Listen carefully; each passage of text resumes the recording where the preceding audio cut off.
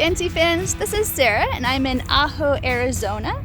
We're on our way to Rocky Point, Mexico to go on vacation. We're going to do a speed crafting video, so I hope you enjoy from here in Ajo, Arizona. Here is what we will be using to make the cookie crust out of these cookie cats. They're nice and crispy little cookies, perfect for making into a crust. A chocolate cookie crust for a chocolate pie. First, cut the butter up into chunks and melt it. And there's my son's arm playing with the spatula. And here I am using, oh, don't get that pin out of there. Here I am using the mortar and pestle again because my food processor is just so dinky that it's hardly any more trouble just to squish it all by hand. And I hate to wash the food processor.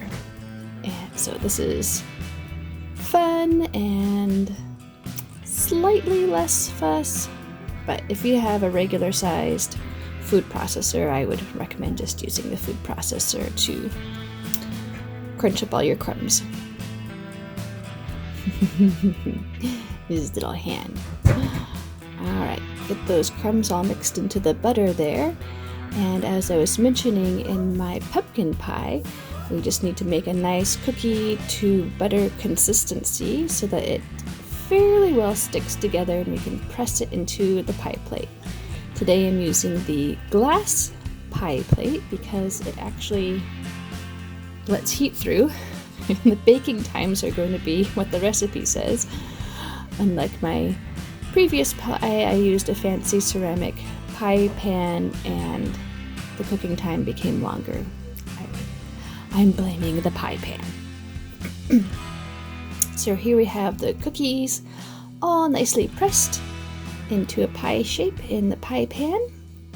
And then we're going to bake it, and here's what that should look like close up. And we'll bake it according to the instructions, which I'll have posted below. And here is all the ingredients that we'll need for the pudding filling, the chocolate pudding filling. And this is making a pudding from scratch, which isn't really that hard. I've practiced this, maybe this is the 4th or 5th time, and it's not that bad at all. It's a little, gotta set your ingredients out, and there's a couple of timing things you've gotta pay attention to, but not bad. Here we are cutting up the chocolate nice and fine, and actually, come to think of it, you could probably use a food processor for that too. And I wanted to measure out the sugar in this bowl, but the measurements written on the bowl were a little confusing. So I just used a regular measuring cup. And I'm glad I did. And here I'm measuring out the cornstarch and I'm leveling it with a knife. I got it a little out of screen, but to make sure the top is like the perfect amount, you just scrape with the flat side of a knife, maybe like a butter knife. And measure out the salt, whisk that all in there. And now it's time to only use the egg yolk. And, well, I knew this in my head. I forgot where the whites were gonna fall. Oops. Little whites won't hurt anything. So this is the separating the yolks from the whites technique in the shell, which I've always preferred because it doesn't use any instruments that I have to store or wash, and it's not really that hard. It's kind of fun.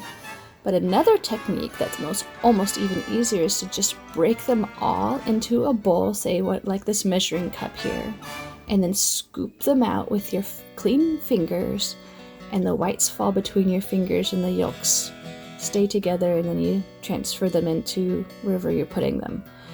And that is also really, really easy and doesn't require getting anything messy that you have to clean up later or store. So either way works. However you would like to separate your yolks. And here is my liquid measuring cup with actually measurements that you can actually understand and read. I don't know what was the matter with the other one. So here, I got a little bit of egg shell in there. So here we go with the milk. And a little more milk apparently.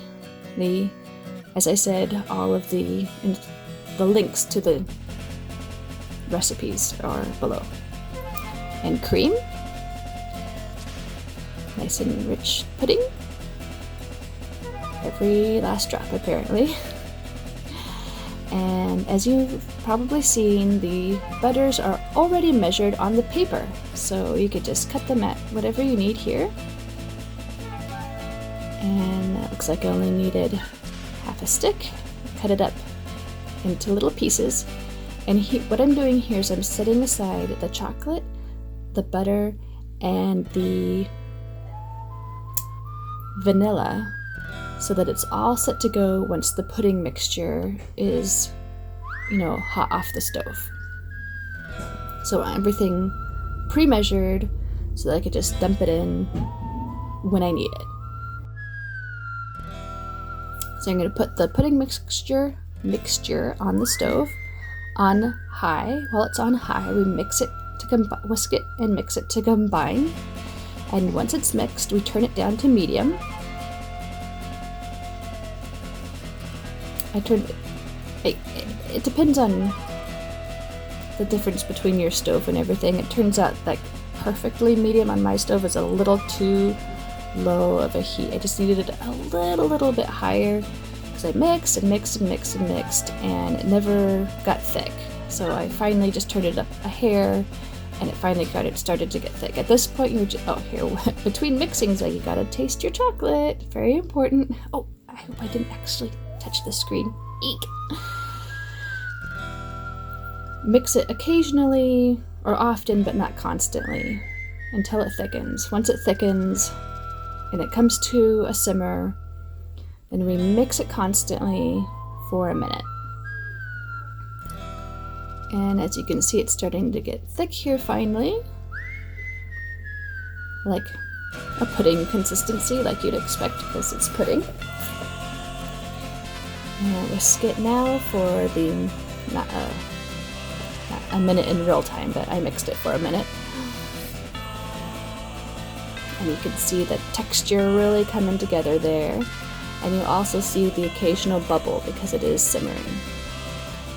Turn the heat off, take it back to where we have, you could bring the ingredients to the stove or vice versa. Dump in the chocolate, the butter, and the vanilla. And mix that right in while it's nice and hot. Ooh, this is gonna be so good. Oh, something I forgot to mention. The recipe calls for, I think it said 6 ounces of chocolate, and the kind of chocolate I got is like 7 or more ounces, the 2 bars. And I didn't feel like calculating how much of those 2 bars would be 6 ounces, so I just threw the whole thing in. And it came out amazing. And here you want to send it through a mesh sieve like this to eliminate any chunks. Maybe you accidentally cooked some egg bits or something. Scrapey, scrapey. Push it through there. I'll speed that part up. I'll make sure you get all of the chocolatey yummy goodness off of there. Mix that in really well. And I think I'm not showing it, but you're letting it sit for 10 or 15 minutes, stirring it before pouring it into your pre-made, pre-cooled shell. I made the shell the day before. And then you cover it with saran wrap here like this, and make sure there's no bubbles because that's going to be a texture issue. I had to go back and fix it. There's too many bubbles. I can't get those bubbles out. Okay, there we go. Alright, next day. We get to decorate! And here I have a little turkey cookie cutter and my cocoa powder. I'm going to put it in a little tea ball here. And shaky shaky! make my pie pretty. Perfect. Oh, wait, no, not perfect. Some cocoa got through the handle.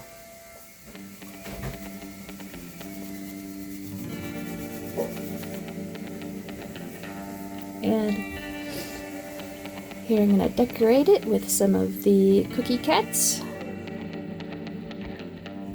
They set nicely around the rim here and make it look very pretty. Ta-da! It's all done! And I did put a little crumb on the turkey for an eye later. Here are its glamour shots.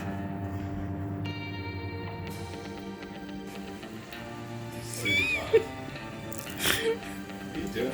It's like food porn? Yeah.